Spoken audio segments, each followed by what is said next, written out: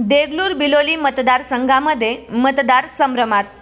देगलूर बिलोलीमध्ये ठाकरे गटाचे खंदे समर्थक असणारे सुभाष साबणे काही वर्षांपूर्वी ठाकरे गट सोडून भाजपमध्ये त्यांनी प्रवेश केला होता व वेळेवर त्यांना तिकीट नाकारल्याने आमदार बच्चू कडू यांच्या पक्षात जाऊन आपले तिकीट घेऊन त्यांनी आपली उमेदवारी दाखल केली व जितेश अंतापूरकर हे काँग्रेस पक्षाचे आमदार झाले होते।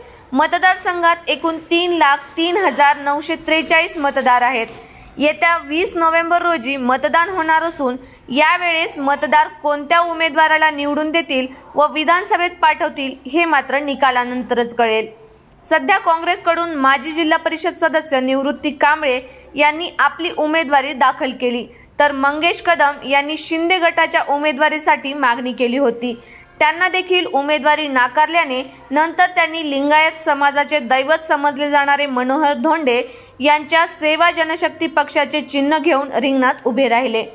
मतदारसंघात एकूण 11 उमेदवार निवडणुकीच्या रिंगणात आहेत, त्यामुळे मतदारसंघामधील जनता संभ्रमात पडली आहे। सध्या देगलूर बिलोली विधानसभा मतदारसंघात निवडणुकीचे वातावरण तापलेले असून यापूर्वी मंगेश कदम यांना पोटनिवडणुकीत जितेश अंतापूरकर यांच्या विरोधात चांगल्या प्रकारचा प्रतिसाद मिळाला होता आणि त्यांनी आपली उमेदवारी देखील दाखल केली होती, पण त्यांना माजी मुख्यमंत्री तथा खासदार अशोकराव चव्हाण यांनी चॉकलेट देऊन सांभाळल्याने उमेदवारी त्यावेळी त्यांनी मागे घेतली होती। मात्र पुन्हा आता विधानसभेमध्ये मनोहर धोंडे यांच्या पक्षाकडून ते उभे असणार आहेत, तर सुभाष साबणे यांनी शिवसेना सोडून भारतीय जनता पार्टीमध्ये प्रवेश केला होता।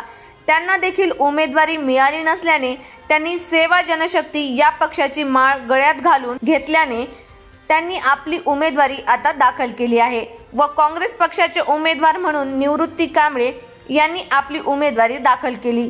यापूर्वी निवृत्ती कांबळे यांनी जिल्हा परिषदेच्या उमेदवारीचे स्वप्न पाहिले होते, पण अखेर त्यांना ते मिळाले नाही, म्हणून त्यांनी 2024च्या विधानसभेमध्ये उमेदवारी दाखल केली आहे। तर पाहूयात आता देगलूर विधानसभा मतदारसंघामध्ये कोणाला संधी मिळणार आमदार होण्याची।